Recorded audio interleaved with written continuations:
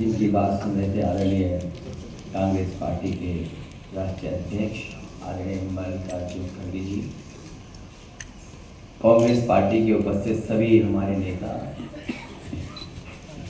और समाजवादी पार्टी के प्रदेश के अध्यक्ष श्यामलाल पाल जी, पार्टी के सभी नेताओं प्रेस के साथियों का मैं बहुत बहुत धन्यवाद और आभार प्रकट करता हूँ।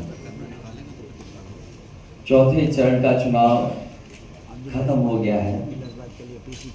भारतीय जनता पार्टी का झूठ जितना पहाड़ चढ़ना था पहाड़ चढ़ चुका है, चोटी से अब उतरना शुरू हो गया है, अब लुढ़कना शुरू हो गया है।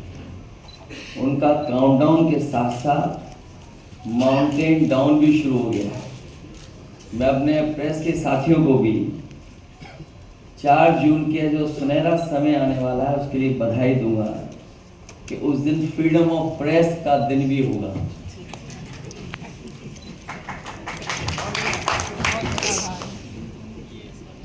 मीडिया मुक्ति और फ्रीडम ऑफ प्रेस का दिन भी 4 जून होगा। भारतीय जनता पार्टी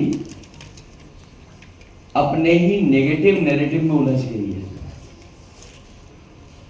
और जब हम पीछे मुड़ करके देखते हैं 10 साल दिल्ली की सरकार और लगभग 7 साल उत्तर प्रदेश की सरकार में हर बात उनकी झूठी निकली, वादे उनके झूठे निकले और हाल में जो हम लोगों ने उनका चुनाव देखा है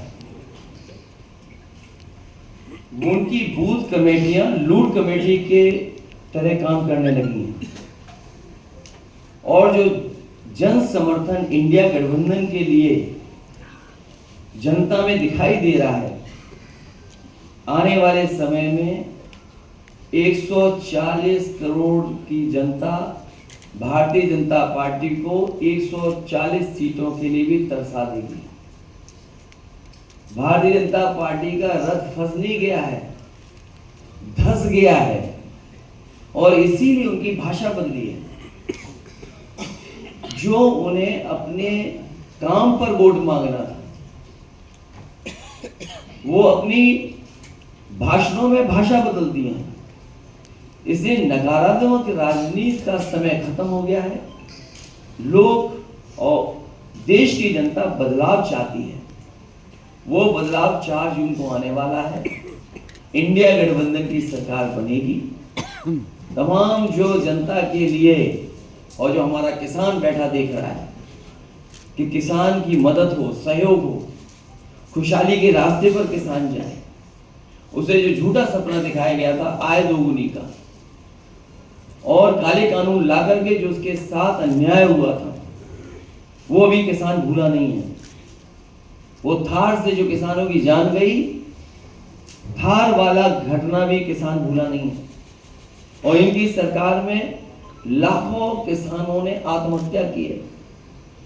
बुंदेलखंड का इलाका उत्तर प्रदेश का वो है जहां पर सबसे ज्यादा किसानों ने आत्महत्या की। जो जन समर्थन मुझे कल दिखाई दिया है, बुंदेलखंड के लोग भारतीय जनता पार्टी को खंड खंड कर देंगे। वहां पर कोई भी खाता खुलने वाला भारतीय जनता पार्टी का नहीं है। और मैंने कई बार कहा और फिर कहता हूं प्रेस के सामने, इंडिया गठबंधन उत्तर प्रदेश में 79 सीटें जीत रहा है और क्यूटो में लड़ाई में है। जो नौजवान देख रहा है कि उसकी हर परीक्षा, उसका पेपर लीक हुआ, जिन्होंने तैयारी करके गए, कोचिंग करके गए और जब वो परीक्षा दे करके घर लौटे तो निराश हो गए क्योंकि परीक्षा का पेपर लीक हो गया। ये सरकार नौकरी नहीं देना चाहती। नौकरी खोने से नौजवानों का 1/3 जीवन बर्बाद हो गया। कई मौकों पर कहा मैंने, वो गणित बताया कि अगर एक परिवार के 3 सदस्य इस सरकार से नाराज हैं,